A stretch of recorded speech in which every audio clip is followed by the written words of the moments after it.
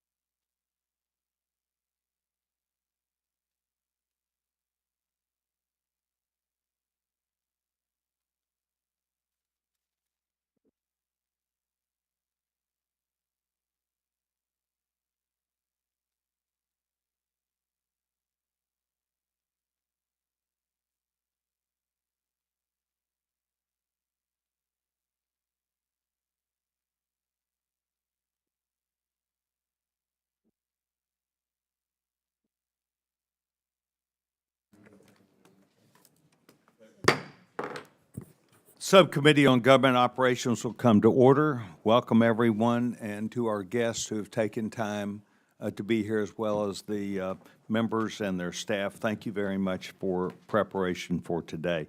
Without objection, the chair may declare a recess at any time, and I would recognize myself for the purpose of making an opening statement.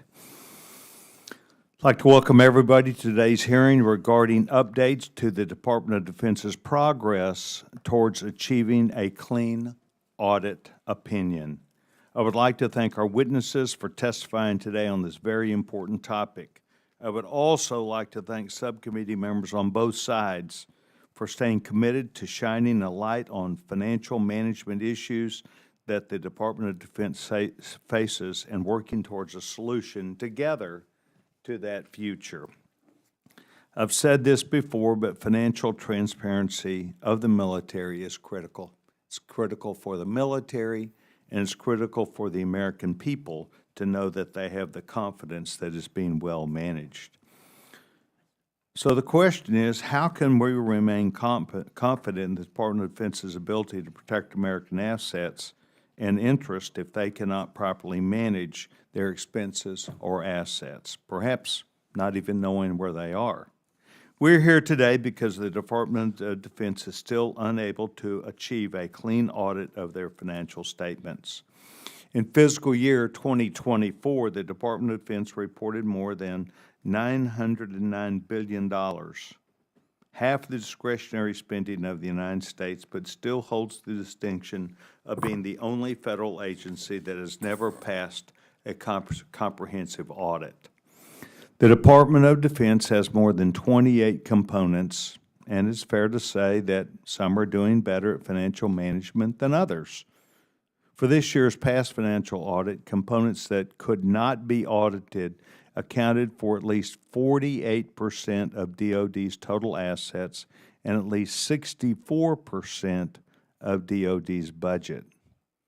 It's important to note that this is more than just a paper exercise. It is understanding where your assets are and how much taxpayer funding is left. It's important that the military gain a complete picture of military readiness, as well as Congress that counts on these reports. Even though roughly half of DoD passed, the services who receive the most amount of money and the most assets account for the areas where they are struggling to track their spending and assets. Balancing the checkbook is more than just military preparedness. I believe it goes hand in hand, both understanding where the checkbook is, where the assets are, and military preparedness. Financial security is national security. The Joint Strike Fighter program is a multi-service, multinational program that will cost more than $2 trillion over the lifetime, its lifetime of service, according to the GAO. For fiscal year 2024, auditors found that DoD management did not account for, manage, or report Joint Strike Fighter government property. Not fully reporting this information resulted in material misstatements across DoD assets. Because DoD could not provide reliable information to verify the existence, completeness, or value of the program's government properties, auditors were unable to quantify the amount of these misstatements. This means that there are monetary and operational gaps.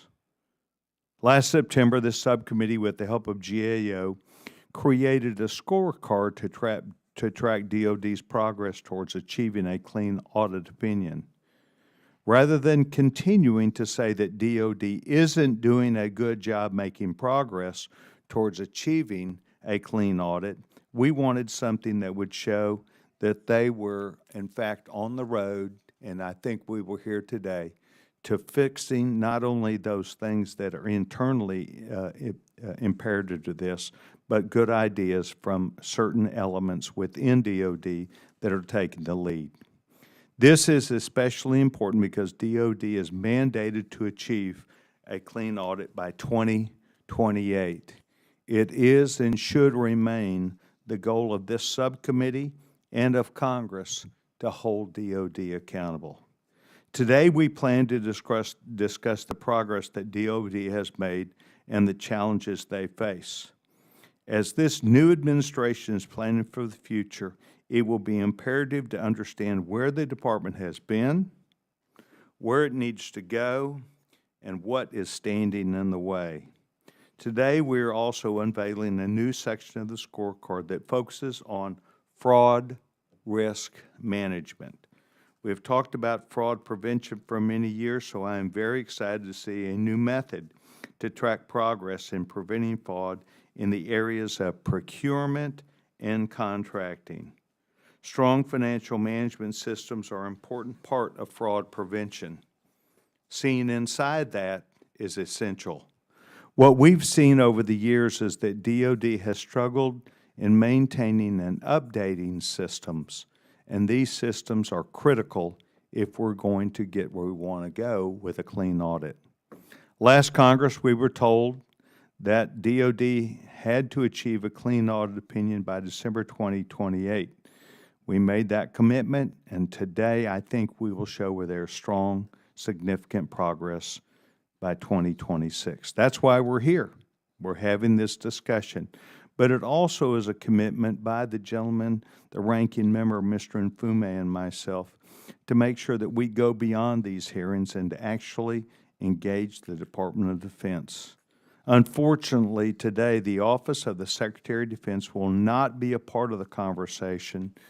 They will be missed, and both Mr. Nfume and I plan to visit the Pentagon to lead that discussion with the Secretary of Defense. We hope that they will see this as an opportunity to listen and learn, to take some of what we're hearing today, but to move forward together. And I would now yield for the gentleman's time for an opening statement. Mr. Nfume, gentleman's recognized. Thank you very much, Mr. Chairman. Good morning to you. Good morning to our witnesses, and good morning to those of you in attendance. I want to particularly thank Chairman Sessions for doggedly following up on this issue. He and I feel very, very strongly, as some of you know, that we just can't keep going down this street. I want to thank Mr. Khan, Mr. Mansfield. Good to see both of you again. Last September, we held the second hearing to address financial accountability in the Department of Defense. And so, as fate would have it, we are back here today to continue that conversation in light of the Department of Defense's continued inability to pass a department-wide audit. It's not new for the DoD, and I share the Chairman's commitment to holding that entire agency accountable. For years, the Department of Defense has tried, but as we know, failed to successfully complete a clean department-wide audit. A clean audit is not judging the merits of DoD spending, which we do not do in this committee, but it's asking what is that spending and how do you explain that spending and the accountability of it. DoD has failed to meet this basic standard to provide proper evidence to show that they accurately accounted for their finances. Now, let me be redundant. There have been 7 if you're listening at home or watching, 7 straight audits that have been failed by the Department of Defense. I want to be deliberately redundant about this because that number, every time I say it, continues to strike a great deal of horror at me that it happens and continues to happen. And I want to underscore that I'm not really into a lot of graphics, Mr. Chairman, but this time I want to just repeat the fact that we have had 7 audits, and you can see going back to 2018. Raise it up, would you? Failed, failed, failed, failed, failed. That's embarrassing. It's the greatest country on the face of the earth, and we can't even get an audit completed. So I hope that if the leadership of the department is watching, that they understand how serious this is for those of us who personally are just offended that this continues to happen. And I can't stress enough my thanks to the chairman for working on this issue together. So while the Department of Defense has still not produced a clean audit, there was significant progress.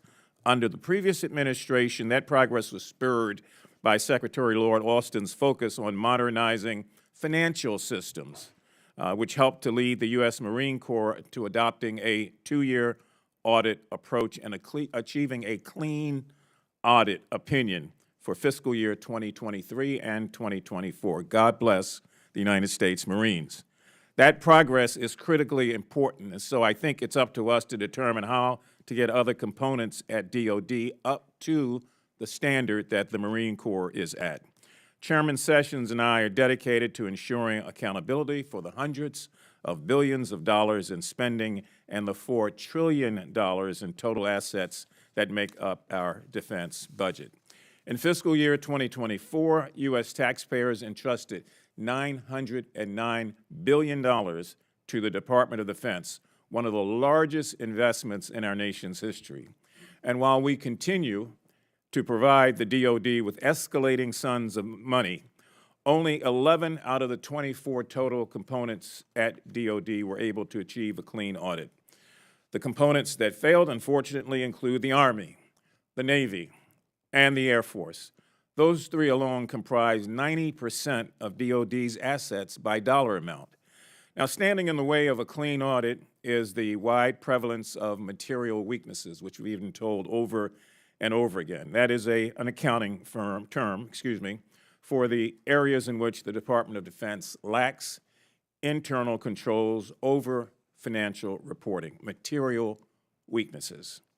Year after year, these material weaknesses cause the Department of Defense to be the only major federal agency unable to achieve a clean audit opinion. This, along with a number of other long-standing issues, serves as a daily reminder of DoD's history of pervasive deficiencies in financial management systems, business processes, internal controls, and financial reporting.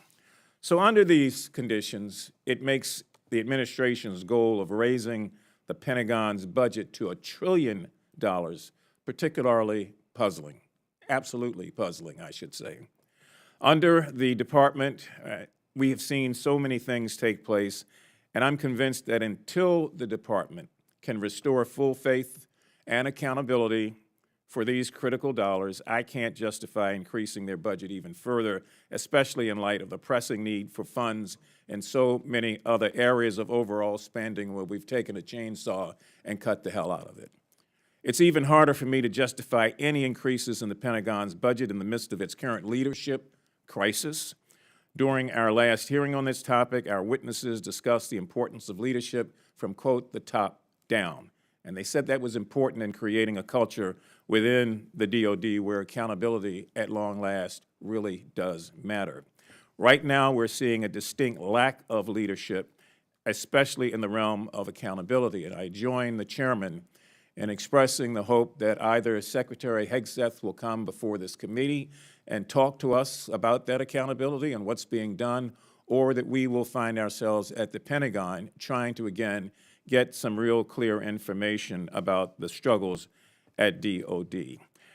It's our largest federal agency, as I've said, employing more than 3.4 million Americans, including 1.3 million active duty service members.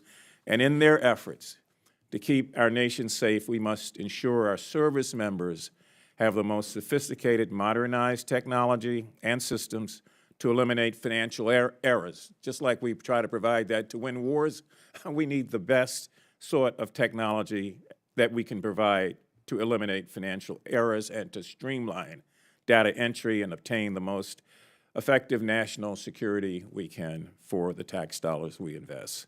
I think it's fair to say that Congress can't allow another failed audit to go by. Don't want to be here next year talking about the 8th year in a row as we move toward this 2028 mandate. It'd be good to see just a little bit of progress on that road, and personally, I've not seen it. But I want to thank all of those who've worked on this important matter since our last hearing. I thank you over and over again for your efforts to give us direction and understanding on some of this and to provide real transparency about really where all of our military spending goes. With that, Mr. Chairman, I again want to thank you, and I yield back. Gentleman yields back his time. I would like to reinforce for our witnesses that are today and those of the staffs that are here to recognize that Mr. Nfume and I are doing this across the entire government. It is not just the Department of Defense. It is areas where some $300 to $500 billion in our immediate past was the guess from OMB and CBO about the amount of money that went to misdirected payments. And both Mr. Nfume and I are together on this, him using not just a strong voice and working together, but us sincerely wanting to make sure that the money goes to the intended purpose and not outside of that. So, Mr. Nfume, I want to thank you. And as we said last year we would do this year, as we're saying today, we will be pleased to show up at the Pentagon, make those arrangements, and make sure that at the highest levels of the Department of Defense, they understand the work that has gone on today must be prepared and continued for 28. I'm pleased to welcome our witnesses for today. Representing the United States Marine Corps, Lieutenant General James Adams III, the gentleman, Mr. Brett Mansfield, and Mr. Asleef Khan. Lieutenant General Adams is Deputy Commandant for Programs and Resources in the United States Marine Corps. Mr. Mansfield is the Deputy Inspector for the Government for Audit at the U.S. Department of Defense Office of the Inspector General. Mr. Khan is the Director of Financial Management Assurance at the United States Government Accountability Office, GAO. And we look forward to hearing from you today, and I would ask that each of you would stand pursuant to Committee Rule 9G. The witnesses will raise their right hand to be sworn. Do you solemnly swear or affirm that the testimony that you're about to give is the truth, the whole truth, and nothing but the truth, so help you God? Let the record reflect that each of the witnesses has answered in the affirmative. We appreciate each of you being here today and appreciate also that what the testimony that you may be seated. Thank you. We appreciate that what the testimony you give today would be along the line of making sure that this subcommittee hears you fully. With that said, we normally extend 5 minutes. I've notified each of you that if it takes you 6 or 7 minutes, we're all ears. We want you to make sure you're given the time so that this subcommittee hears from each of you. As a reminder, the buttons that are in front of you, you would push them, and then we would be able to hear you. I now recognize the distinguished gentleman, Lieutenant General Adams, for his opening statement. Gentleman's recognized. Chairman Sessions, Ranking Member Nfume, and distinguished members of the subcommittee, thank you very much today for the opportunity to appear before you. It is an honor to represent the United States Marine Corps in my capacity as the service's Chief Financial Officer and to speak to our financial management progress and continued challenges. I am very proud to report that the Marine Corps received an unmodified audit opinion on our fiscal year 2023 full financial statement audit and maintained that opinion for the fiscal year 2024. These are significant milestones, not only for our service, but for the Department of Defense. They reflect many years of determined effort in an enterprise-wide commitment to accountability and stewardship. I want to emphasize that while we're proud of our achievements, we do not take them for granted. While an unmodified audit opinion reinforces the Marine Corps' reputation of accountability, discipline, and leadership, it also reflects the dedication and hard work of the entire organization, including financial management professionals, acquisitions, and logistics teams. These teams continue to work tirelessly to ensure proper stewardship of resources, and their commitment remains critical to achieving and sustaining a clean audit opinion. But these achievements are not the end state. They are critical milestones along a very important journey, one that demands continued focus, sustained investment, and transformation across our financial and operational systems. Unmodified opinions are difficult to earn. They require rigorous internal controls, meticulous record keeping, and transparent financial reporting. We remain committed to continuous improvement in our financial management practices, recognizing that an unmodified opinion is hard-won but easily lost. Sustaining audit success within DoD requires recognizing that we cannot operate in silos. The Defense Department presents a complex audit environment characterized by numerous IT systems, varying operational procedures, and common deficiencies across components. To achieve and maintain DoD-wide auditability, we must prioritize streamlining, standardizing, and harnessing technology to include emerging technologies like artificial intelligence to free up valuable resources, simplify our business environment, and ultimately strengthen our financial management posture. One of our most persistent challenges remains the modernization of our business IT infrastructure. Much of our financial data continues to originate in legacy feeder systems that were never designed to meet audit or modern data analytic standards.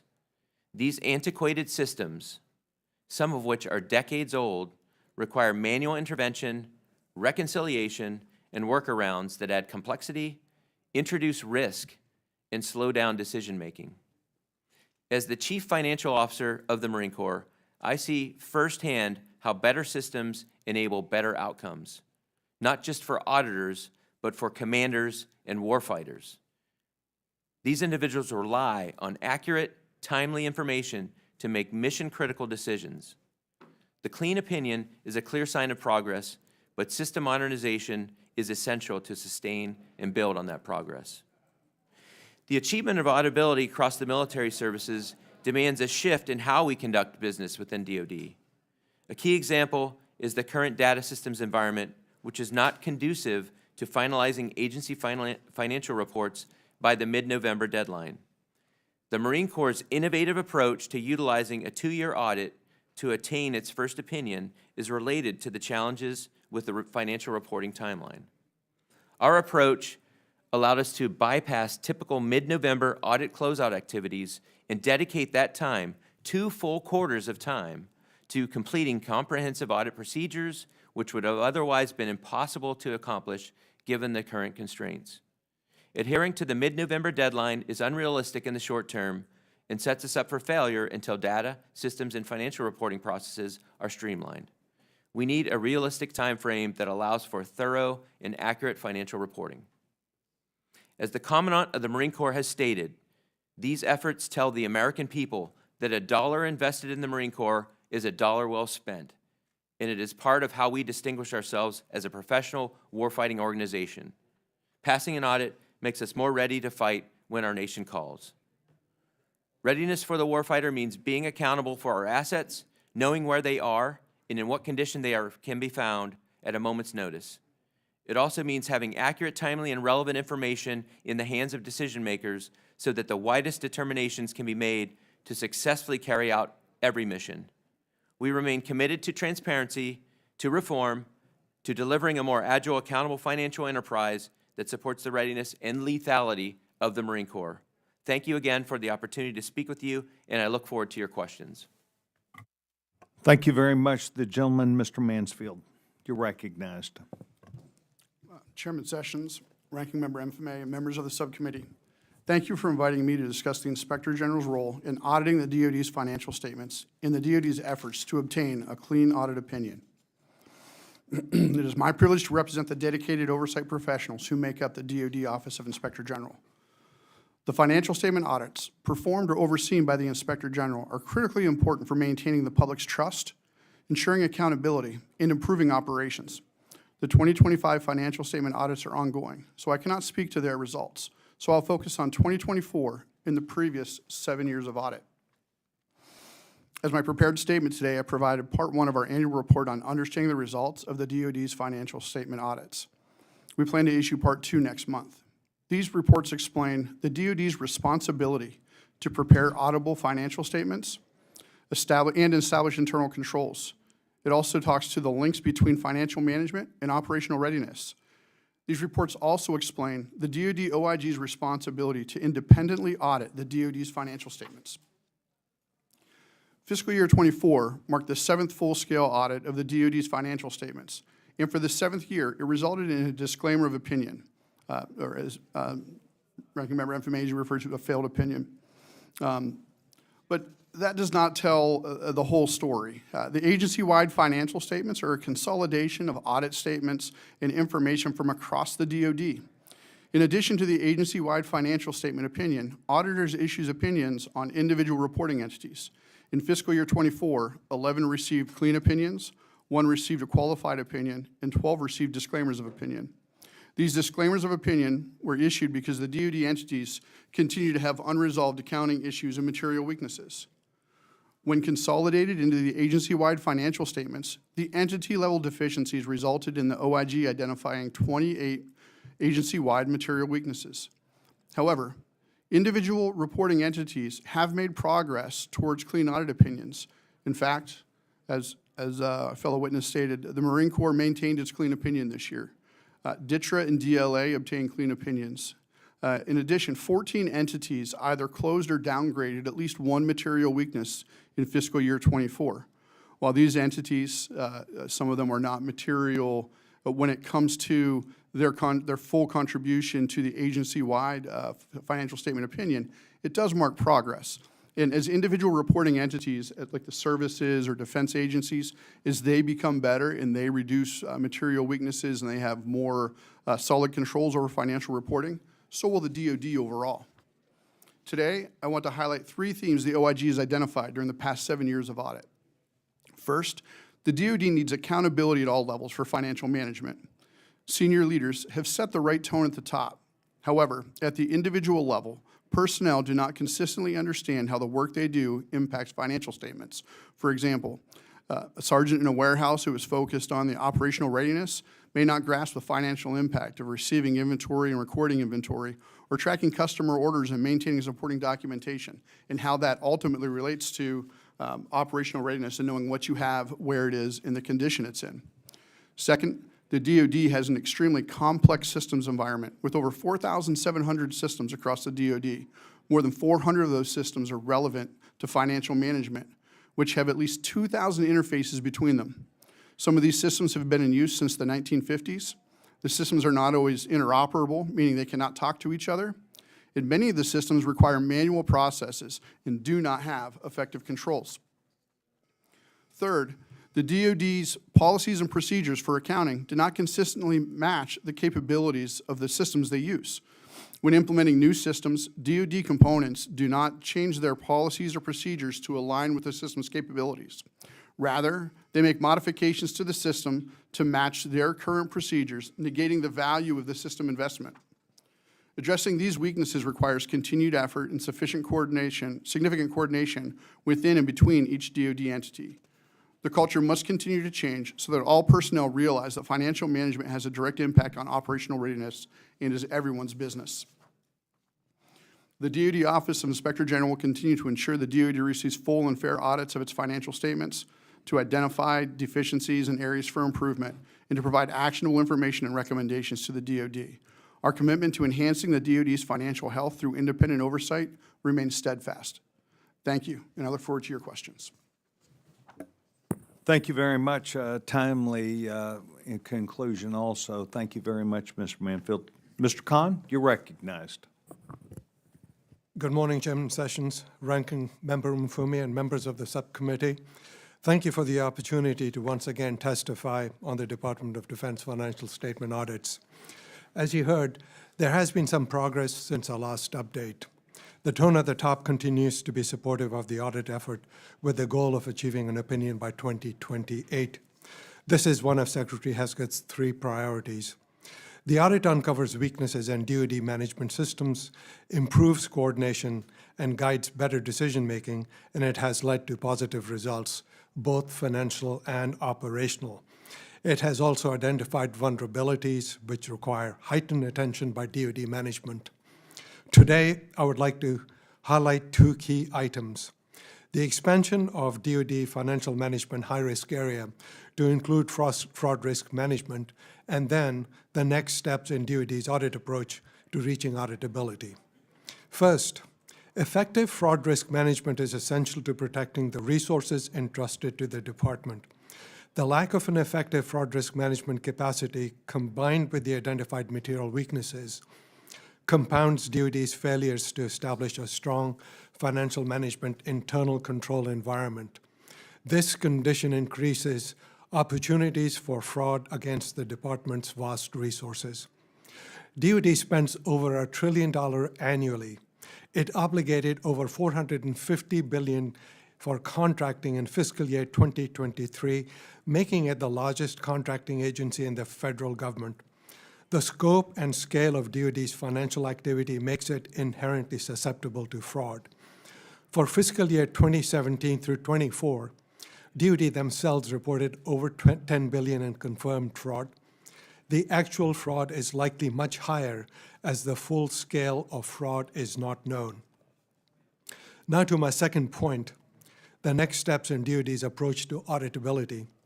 Sound financial management processes are critical to supporting DoD's mission, ensuring its financial resources are being spent wisely, and that there are controls in place to minimize fraud, waste, and abuse.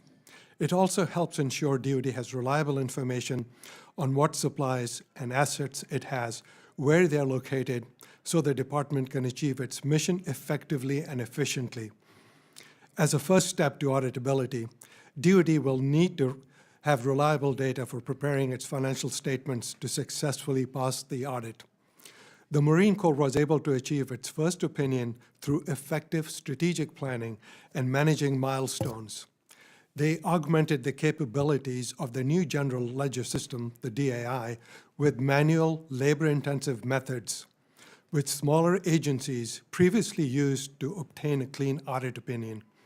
This strategy involves tracking transactions piecemeal and relying on manual workarounds for record keeping, as the feeder systems and underlying controls are unreliable. The goal of an effective financial management system is to provide reliable information on a timely basis for decision-making. It's yet unclear for other larger DoD components if they may successfully employ the Marine Corps approach. But what is clear, in order to succeed, the department must be realistic of the resource needs to prepare auditable financial statements and coordinate detailed planning, enforce timelines, and manage complexity. To reap long-term benefits and meet the intent of producing financial statements, DoD must also strengthen internal controls and modernize systems to cut fraud risk and eliminate inefficient workarounds. DoD must build a repeatable, reliable financial management process that consistently generates timely, accurate data to support operations and strengthen national defense. And if Congress were to monitor milestones, ensure accountability, and adapt where necessary without affecting the 2028 audit goal, it would go a long way towards helping the department achieve auditability and build that repeatable financial management process. My written statement provides much more detail on these matters. I'm able to address your questions about them and on the broader subjects of DoD financial management and the benefits of financial statement auditability. Thank you once again for the opportunity to testify. I'll be happy to answer your questions.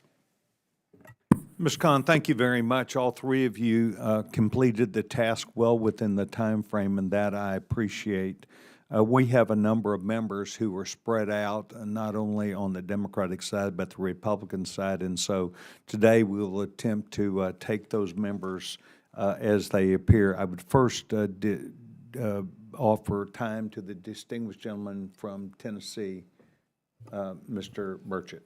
Gentleman's recognized. When you said distinguished and gentlemen, I didn't look up, but then when you said Tennessee. Yes, sir. I realized you were Yes, talking about me, Mr. Chairman. Thank you, Mr. Chairman, and Ranking Member Mafumi. Appreciate y'all being my friend.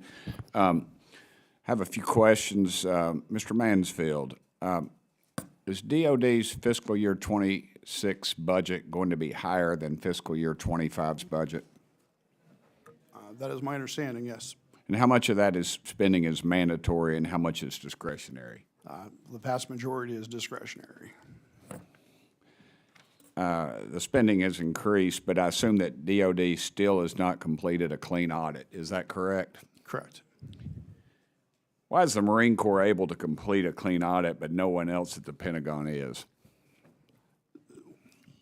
So I think it goes back to some of what my fellow witnesses were talking about.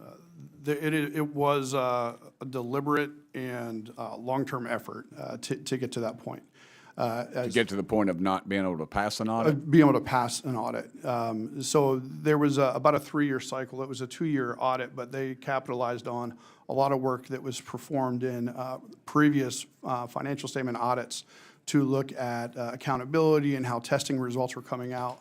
They implemented a new system, DAI, which has some inherent controls within it. And then they validated the information within that through a substantive testing effort. So it was a very labor-intensive effort, taking actually a little over 2 years. It was actually extended past the November deadline into, I think, February, in order to actually get the full financial statement audit testing completed. So it was a deliberate and kind of, I think, very manual, what I refer to as a brute force auditing approach. It's not your standard Right. approach of doing internal control testing. I see part of our problem here is we're preaching to the choir. 8 years, they have not passed an audit. They can't account for over $500 billion. This is the Pentagon, not the Marine Corps. I mean, $500 billion, sir, is an aircraft carrier. Somewhere in the Pentagon, we've lost an aircraft carrier. And that hurts me because I come from this conservative area. My daddy fought in the 1st Marine Division. His colonel was Chesty Puller. My mama lost her oldest brother fighting the Nazis. My wife is a widow, and the biological father of my child was a master chief on a Navy sub. So the military runs very deep in my family, and patriotism does as well. But when we continue to feed this insatiable diet of waste and abuse, it continues to, I think, weaken us from a fiscal standpoint and a military standpoint. We continue down this path of an antiquated system where we vote for huge bloated budgets for powerful members of Congress, and we have programs, apparatus, machinery, everything imaginable that gets mothballed the day we put it out. And Mr. Chairman, that has got to stop. We have got to educate the public, and they need to be as angry as I am about this, because we cannot continue down this path. I think we're endangering our military. We're endangering our men and women. Daddy used to say, he was quoting somebody else, but he said, old men make decisions and young men die. And when we're sitting here having $500 million aircraft being proposed and we're putting out, we're allowing the Chinese to make the microchips for them that could possibly turn off some of those aircraft mid-flight, we've been told. This is not just some conspiracy theory that is talked about. And we continue down this path of greed, and when we have members of this body that profit from this and are allowed to do individual stock trades and continue down this, the public does not trust us, and dadgummit, they ought not trust us. We have not been good stewards of their money. This is going to continue, until we get off our high horse and realize what the heck is going on. And what is going on right now is we're allowing people to steal from us because we're hogs at the trough. Congress is hogs at the trough, and I'm convinced of that. You want to follow the dadgum money trail, it goes right back to Congress. And someday I hope some members of Congress are let out of here in handcuffs because of that. Because these men, they're the ones having to come out and defend the indefensible. And I want to salute the Marine Corps and your all's great heritage. And my mama said after Daddy died, if Daddy hadn't been able to go fight in that war, she probably couldn't have been able to live with him because he loved this country and he loved the Corps. He loved Chesty Puller as well, but that goes a lot deeper. So thank y'all. Sorry, Mr. Chairman, I went to preaching. I didn't even have we'll have a special love offering when this is all over with. We didn't even have an altar call, but thank you for allowing me to indulge, Mr. Chairman. Gentleman yields back his time. Thank you very much. Distinguished gentleman from Maryland's recognized. Thank you, Mr. Chairman. I know there are other members. I'm going to just waive my time right now so that you can start the process of acknowledging them. I do want to thank the gentleman who just spoke for always speaking real and from the heart in a very basic way to underscore the work of this committee and the challenge to change the status quo. I yield back. Gentleman yields back his time. The distinguished gentlewoman from North Carolina is recognized, Mrs. Fox. Thank you very much, Mr. Chairman, and thanks to our witnesses for being here today. Mr. Mansfield, in 2024, the DoD Office of Inspector General reported that many of DoD's financial management systems remain non-compliant with statutory standards for accurate, reliable, and timely information. Although DoD aims to achieve compliance by fiscal year 2028, the OIG found its plans insufficiently aggressive, citing delays in retiring outdated systems. The OIG recommended expediting the retirement and replacement of 23 systems, potentially saving nearly $728 million in future funding. Mr. Mansfield, in your opinion, why is the Department of Defense not being more aggressive in retiring financial systems that are not cost-effective and that are not compliant with statutory requirements?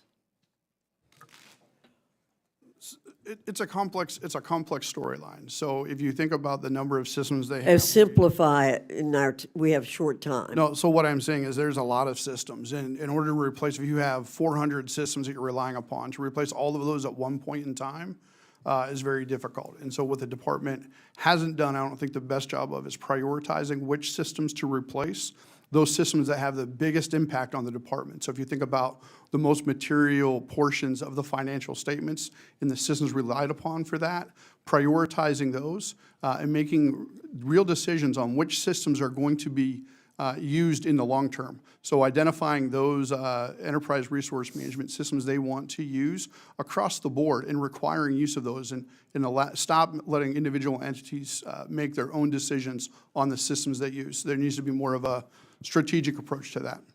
Thank you very much. Mr. Khan, according to GAO, the Navy identified 14 legacy systems that it plans to retire, which would save the department approximately $103 million.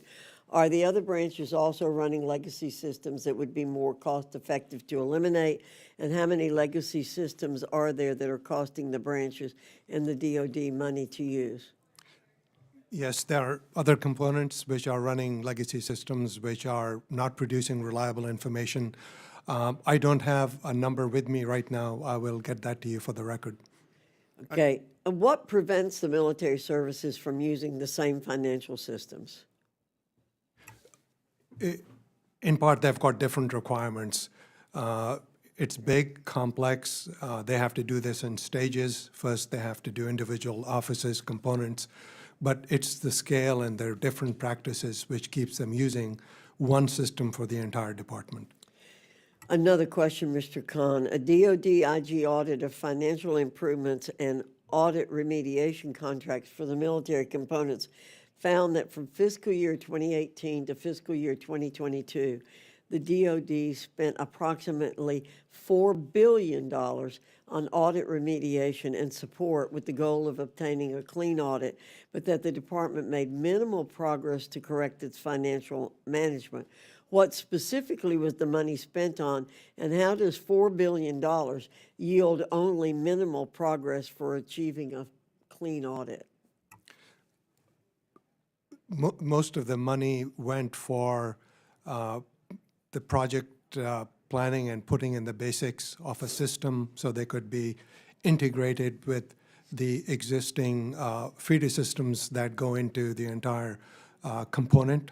Results were achieved, but it's primarily getting the data cleaned so they can be reliable to pass the test of an audit, and that takes time.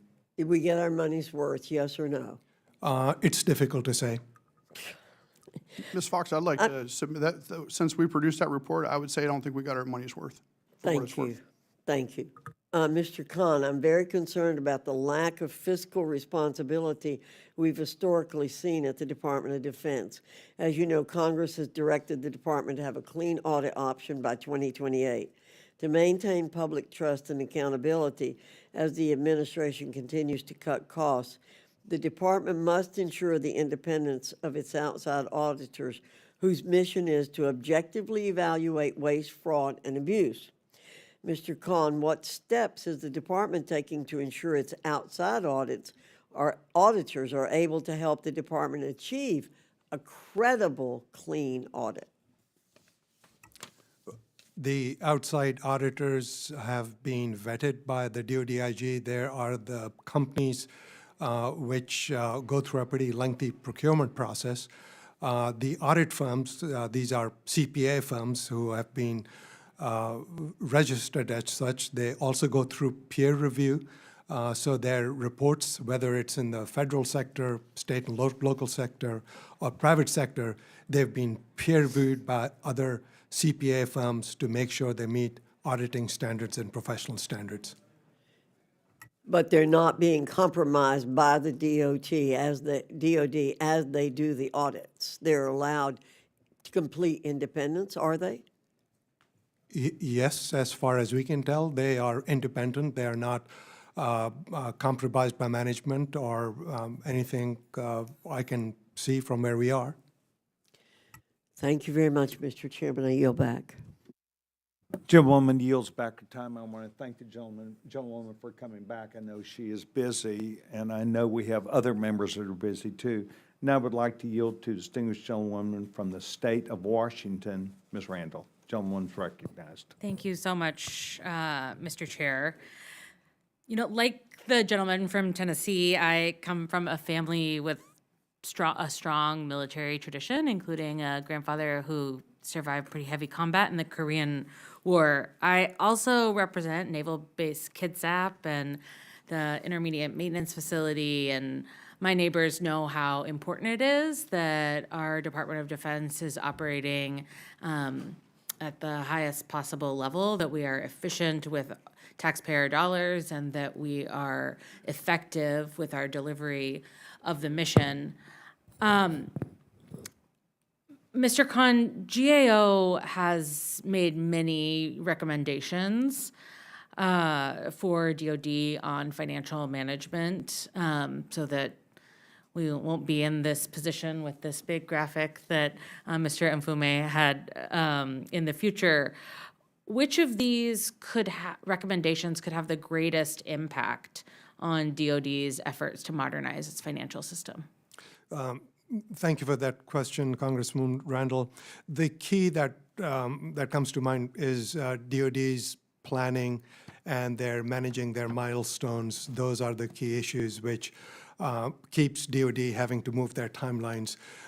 They need to be more forceful in maintaining their timelines, and the way they can do that is better planning, to have more granular information with interim milestones, so they're not reaching the end of time and then realizing that all the steps have not been completed. The other one, if I may touch on very quickly, is the tone at the top needs to continue to be very, very consistent to make sure that this remains a focus. And just like Mr. Mansfield was saying, it has to go through all the levels, not just the top, but actually people who are delivering some of these accounting information, they also have to embrace the similar mindset. Thank you so much. And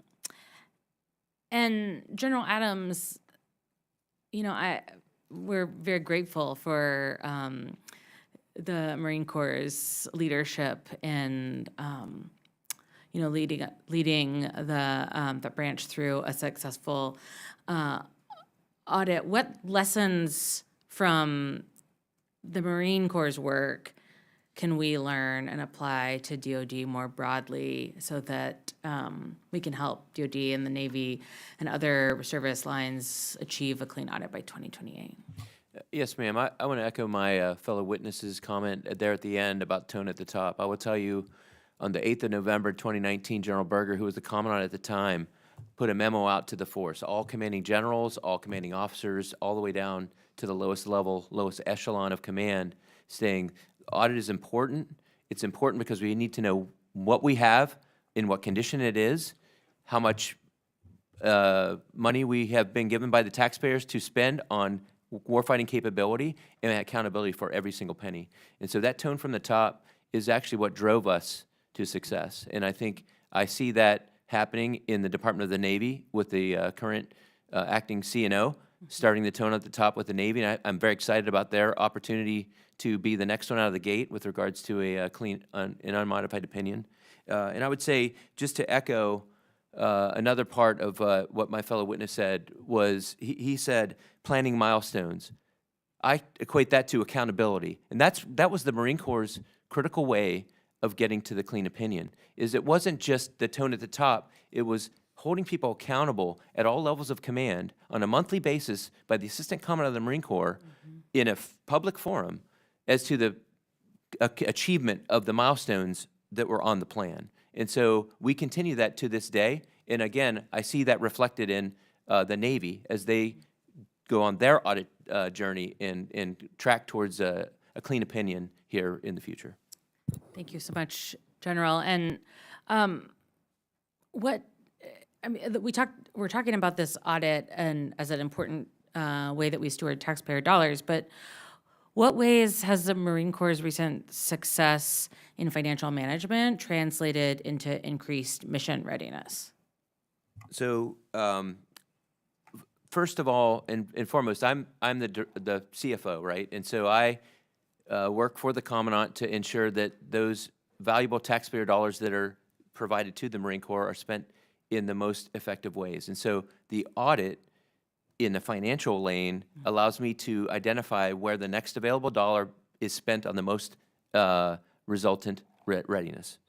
Two, I mean, we talk about the audit as it's financial, but it's also accountability of equipment. And knowing as a warfighter assigned a mission, and in the case of the Marine Corps, always having to be ready, the mission comes at the middle of the night. Like, you need to go here and do that. The audit framework, the data that is the byproduct of the audit, allows the commander to know what he has or she has, where it is, in what condition it is, and will they be able to accomplish the mission. So that combat capability, that lethality that's delivered through audit readiness is a critical important part. It's also been able to allow us to identify very clearly how much equipment actually costs. And in the past, you maybe know what was programmed for the piece of equipment, but in reality, once the equipment is delivered and then it's enhanced and you put all the special systems on it, the actual true cost of equipment is known. And then lastly, and probably most importantly, it's a layer of accountability that we are accountable to the U.S. taxpayer to make the best use of every dollar, every penny that's provided to the Marine Corps. And we feel strongly that that audit allows us to do that. Thank you. Thank you so much, Mr. Chair. I yield back. Gentlewoman yields back her time. Thank you for the questions. The distinguished gentleman from Texas, Mr. Gill, you're recognized. Thank you, Mr. Chairman, for holding this hearing. It's nice to be part of a bipartisan hearing where I think we can all agree on what our goals are here. And thank you to the witnesses as well for taking the time here. Mr. Mansfield, can you remind us what the Department of Defense's budget was in 2017? It was $909 billion. In 2017? Okay, it was about 582 billion, roughly. Do you know what it was in 2024?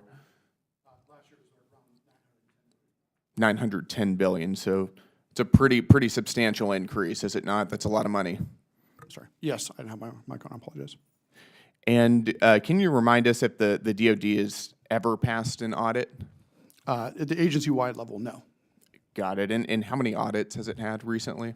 7 full-scale audits. And how much do those cost?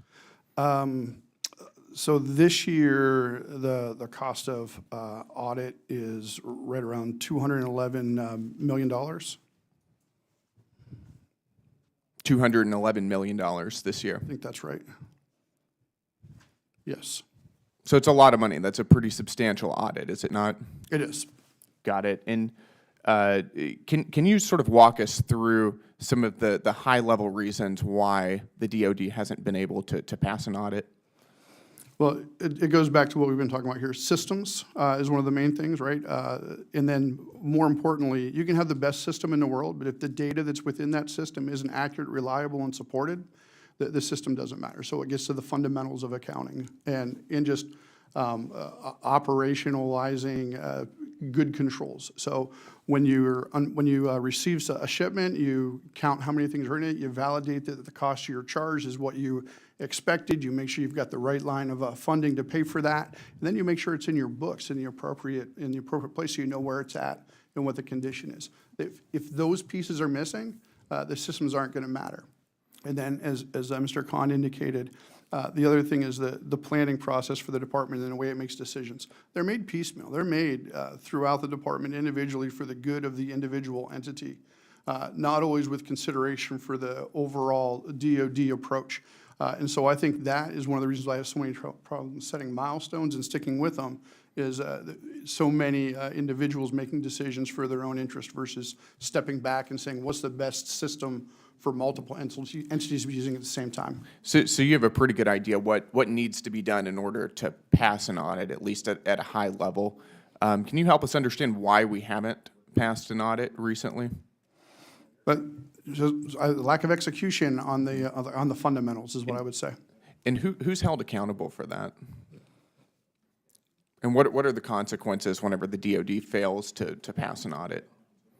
Well, the real consequence is lack of confidence for the taxpayer in the DoD's ability to account for and spend its money. I agree, but within the DoD, for instance, is there somebody who gets fired, who gets demoted, who sees their bonuses decreased? Is there any actual action taken against any individual or group within the DoD for failing to pass an audit? I can't speak to individual personnel actions, but I can say in recent years, the DoD has added, at least at the executive level, an element in the performance plans for their executives related to financial readiness, getting down to the ability to support individual transactions. So there's an accountability measure they have now.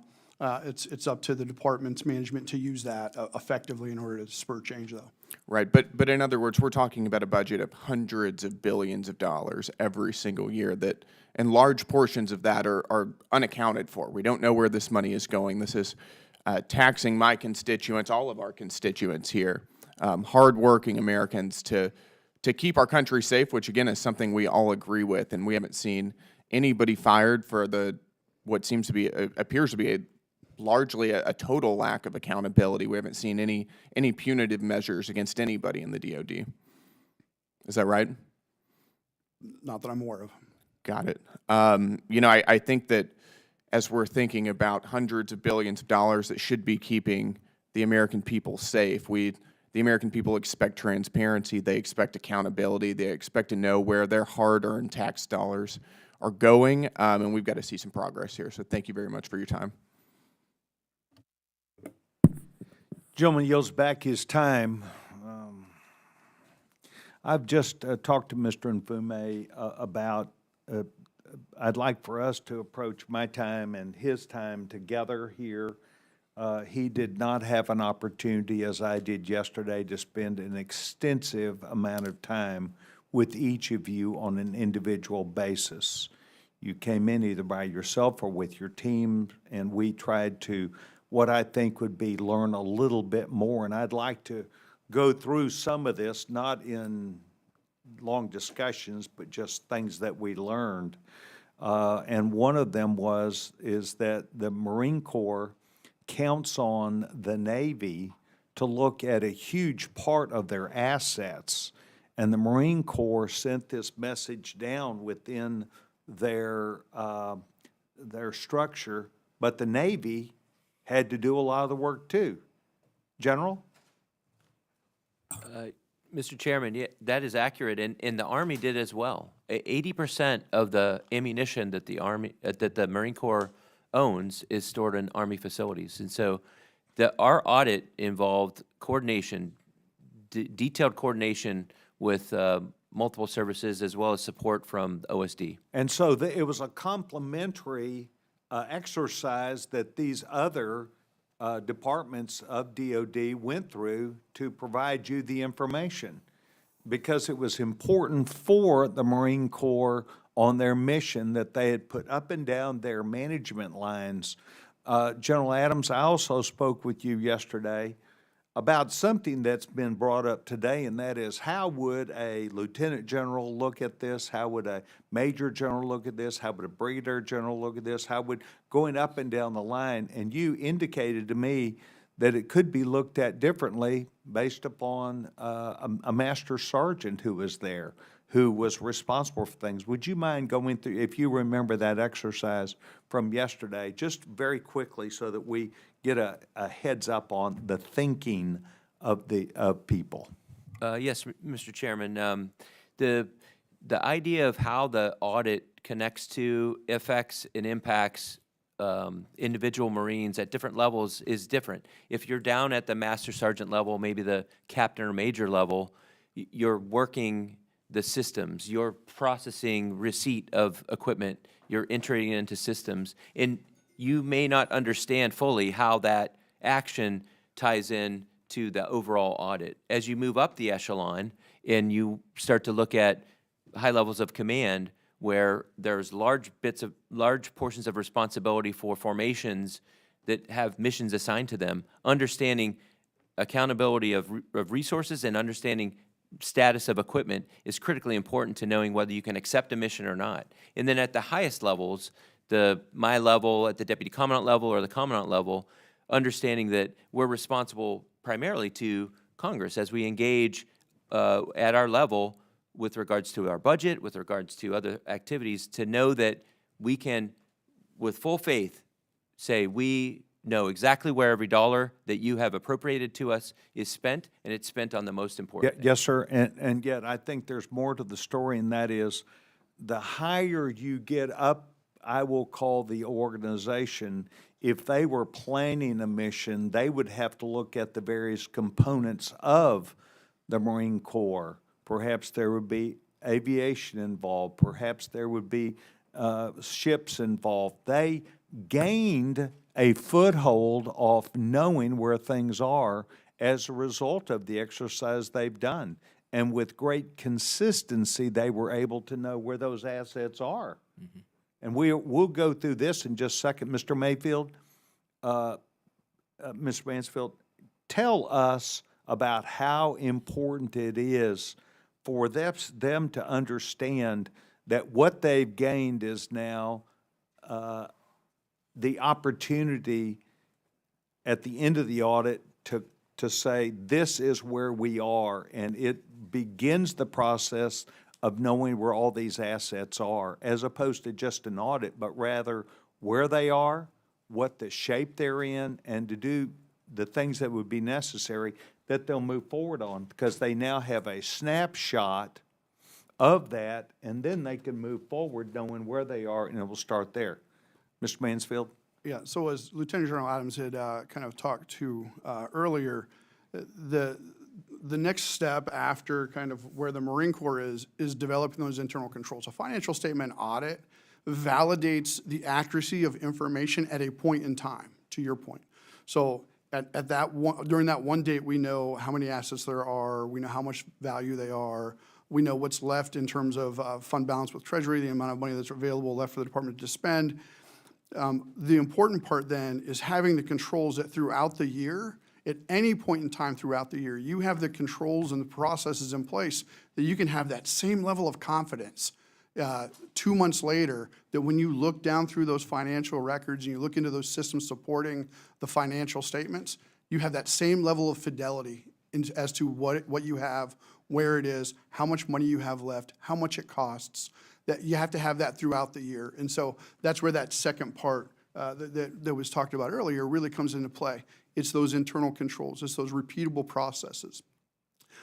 So I'm not sure if I've caught But it's the point you were available after. for the entire organization then Absolutely, to see. up and down the organization. Up and down the organization. And so this is where then, and Mr. Khan, it may have been in your conversation with me, about some of the weaknesses inherent where there are organizations that provide a support to the military, have key data that we could not get, like the F-35.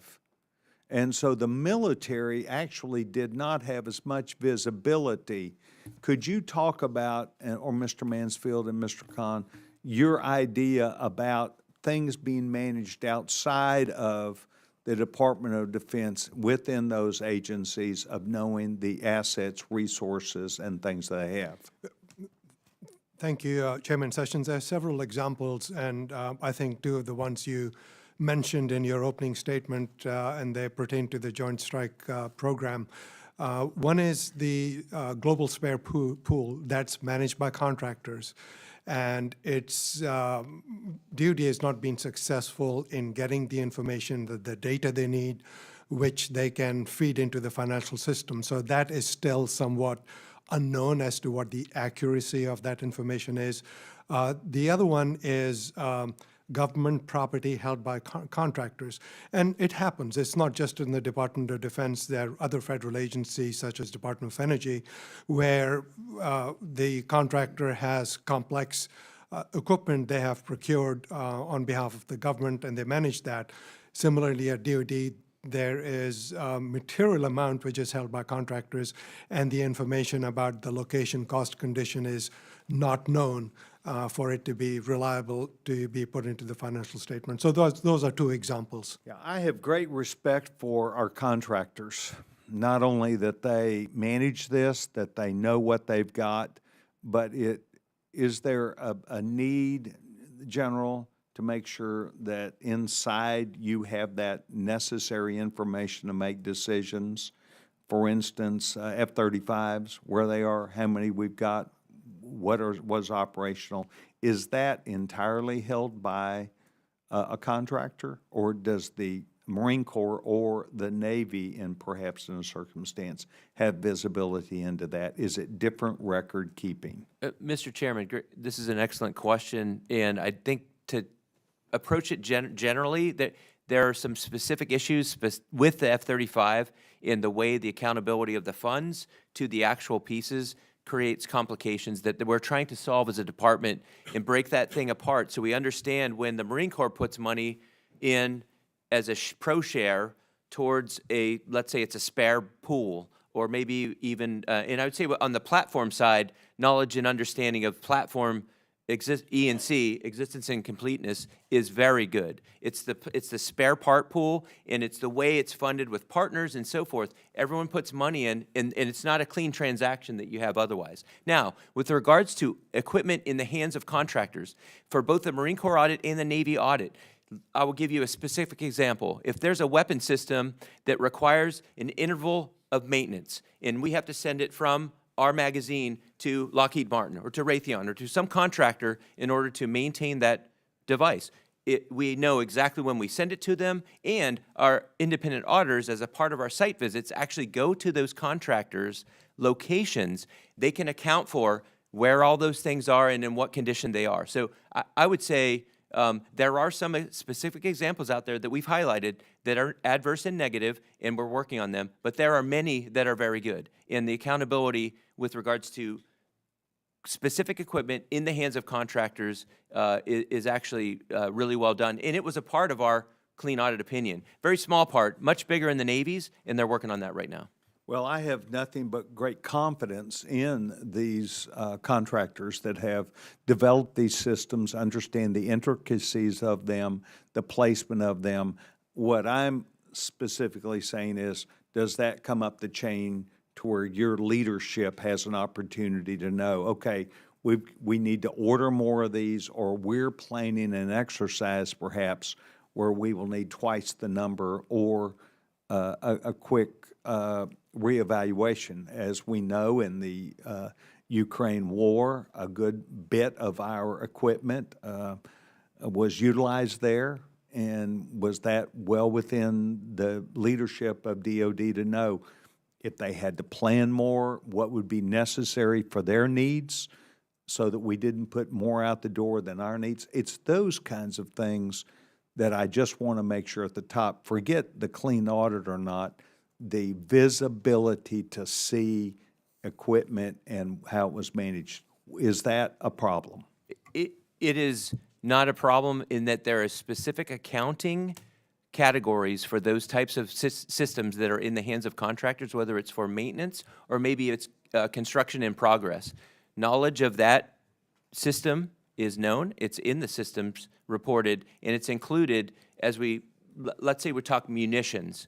We know how much munitions we have on, how many munitions we have on hand, and then how many are due to come out as if it's work in progress, or those that are like not in our hands, but maybe they need a few months of retrofit or upgrades. That whole enterprise is known. So it kind of goes back to my questioning about, we talked about a lack of visibility into these contractors, but really there's information that flows back and forth on a regular basis. Do you then Mr. capture Chairman, that? And I really want to make sure here, because I really think perhaps on the F-35 model, there was information there that went back and forth that maybe someone was not capturing, and then someone did not have visibility when they went to it. Help me understand that, General and Mr. Mansfield. Let me speak to the Joint Strike Fighter a little bit, because you know, the Marine Corps experience may be a little different than the rest of the departments. In that, for the Joint Strike Fighter, there is information that's supposed to flow back and forth between the contractor and the DoD. It is not flowing back and forth. So within the contract It does structure, not it does flow not, back it and does forth, not, but and it is should? not, and it should be reconcilable. So when the DoD provides, in the case of the Joint Strike Fighter, spare parts, or if the contractor buys spare parts for use on the Joint Strike Fighter, the contracts are written in such a way that requires the contractor to maintain full accountability of those: value, location, condition, and when those are then placed onto an aircraft, the value of the aircraft, you know, changes because of that.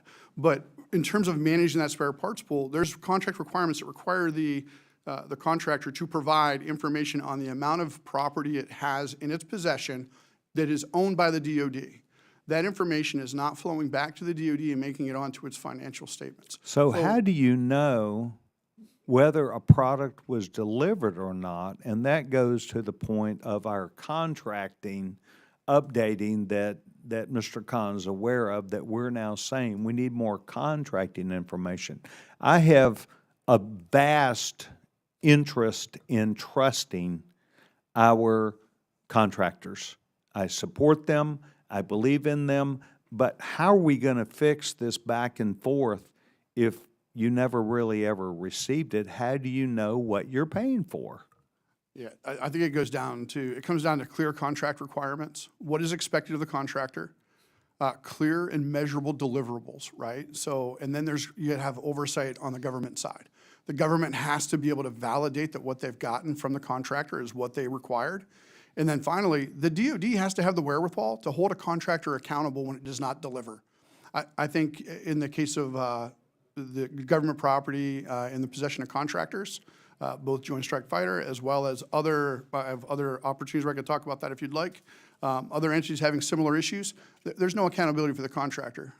You know, I'm not seeing them have significant. Is that deliberate on what might be the Marine Corps issues, or How do we get at this? I know we're going to put a scorecard on it, but how do we then properly, professionally, acknowledging the contractor's role, but put DoD where they've got to be aware of what came in to update their systems for their needs? Is that a black hole, so to speak? Is that something we just haven't figured out? I think the department's aware of it. No, let me restate that. The department's well aware of the issue. They're working on solutions. They have working on plans to do counts of the, especially for the Joint Strike Fighter specifically. They're working on doing counts of the Joint Strike Fighter spare parts pool so that they can have a good starting point to then hopefully follow on with clear contract requirements and deliverables that they can hold the contractors accountable for going forward. For our role here at the OIG, we actually have an ongoing audit looking at the broader issue of government property in the possession of contractors.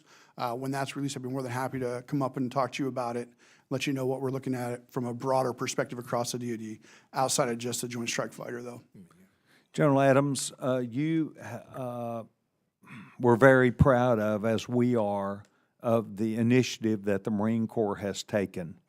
You acknowledged, I think respectfully, the help that you received from the United States Army, United States Navy.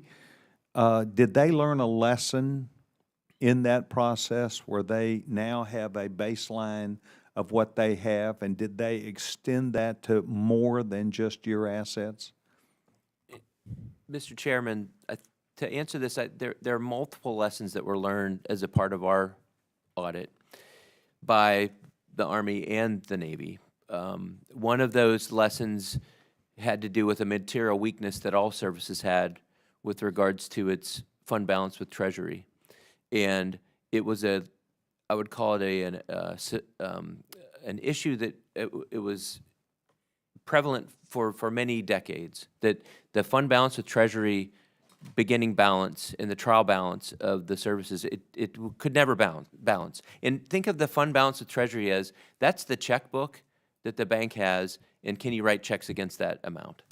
And through our audit process, and quite frankly, some of our really, really sharp accountants that were assigned to the project figured out a way of adjusting, one, accounting for the previous balances that were just continuing to roll over year after year, actually nailing them down, figuring out where they were, settling them, and then changing the actual way that they accounted the fund balance with Treasury in a very technical accounting way that was shared with the Air Force, shared with the Army, and shared with the Navy. And they were able to mitigate that material weakness across all so it really was a game changer in terms of overall DoD progress towards a clean opinion. And as you alluded to yesterday, a lot of internal work that went on with that meticulous work that was because the systems, an antiquated system, it took a lot of workarounds. It did, yes, sir. But it's really important.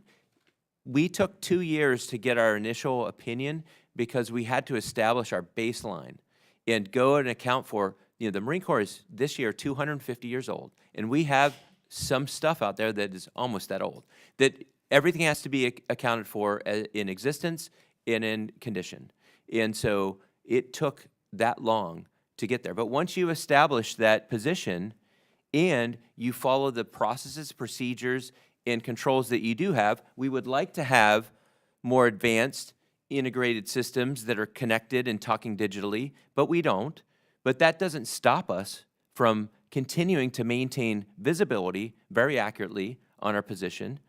Data access is a byproduct of the audit process that really helps me and other commanders make decisions every day, because you have immediate access to whether it's financial data or it's data about readiness or personnel. All of that information is available as a byproduct of the audit. Mr. Fume? I want to go back to Mr. Khan and Mr. Mansfield briefly. Gentlemen, is it true that DoD has no one in place to serve as the CFO? There's an acting CFO at the moment. And no one's been nominated, is that correct?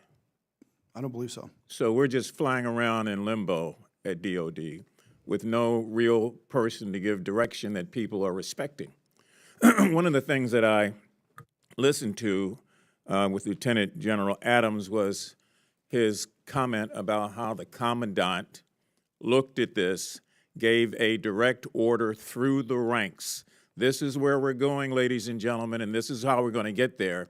And everybody understood that, and they were able to stand up a model after establishing for 2 years a baseline and then follow through. I think the difference here is that there was a clear, dogged, deliberate, determined, and designed order to get this done, to not have the Marine Corps reflected like all these other agencies again and again and again. That's the real difference. It's leadership. It is leadership. So I find it absolutely stunning that the Air Force General, C.Q. Brown Jr., was fired within the last 100 days, that Admiral Linda Fagan was fired the day after she was sworn in. I don't understand that. And that Navy Admiral Lisa Franchetti, the highest ranking officer in the Navy, was fired also. So if we're firing these people, and we may have somebody acting here or not acting there, how in the hell are we going to expect that by 2028, not even to mention next year, that we're going to have a audit that can be stood up and talked about like we talk about the Marine Corps model? This is a damn shame. This is the United States. We're better than that. We just can't keep making these excuses, which is why I want to see Secretary Hegseth, and the chairman has also indicated we need answers. We need to know what's going on. We just can't keep doing this. And it's amazing to me now, and correct me if I'm wrong, that no other leader of any other entity has said the same thing the same way as the Commandant of the Marine Corps. And by the way, give him my appreciation if you will. It's just sad. It's sad. Maybe that's why they say send in the Marines, or the Marines will lead the way. And I'm not being funny here, but I am being funny in some respects because this does not have to happen. We don't have to hold up this sign again to see how many failed marks there are. These are dollars that people pay every year in taxes. Taxpayers have a right, whether they're black, white, Jew, Gentile, Asian, Latino, Native American, male or female, it doesn't matter, to believe that their tax dollar is going to be spent in a way that it can be accounted for. We cannot account for what's been happening, and this has been going on since 2018. This is really a shame. It's an embarrassment, quite frankly, and I would hope that DOD sees it that way. I'd like to think that we're going to have a CFO over there, but God knows, since there's no nominee even out there to be the CFO, how that's going to happen. And Lieutenant General Adams, you were very kind in your remarks, and yes, there were some things that were learned by the other branches, but I don't think they have taken them to heart, and I would love to be proved wrong. But something tells me that the chairman and I will be here next year, if we're not careful, talking about 8 straight, going on 9 failed audits, and it gets to me. So when the gentleman from Tennessee says he hopes that some of us will be let out of here in handcuffs because we're part of this crazy notion that if we just keep feeding this beast and feeding this beast, it will take care of itself, it will not. It will not. And there are too many games being played by members of Congress, by private contractors, and to some extent by these divisions of armed services that allows this to go on. I don't know how anybody can come here and say this is the United States and this is why we are great. And this is why we care about tax dollars. You can take a buzzsaw and a chainsaw and go through agencies, but you can't find a way to force DOD to come up with an audit. I don't understand that. And so my anger here is real. Life is too short to play these games, and the American public deserves more. We all deserve more than this. So I'm done, Mr. Chairman, which is probably why I didn't have a whole lot to say a minute ago, because it just bubbles over in me over and over and over again. And I just want to, again, as I said, thank the Marine Corps for setting the model of how to get something done when it has to be done, from the top straight down to the bottom.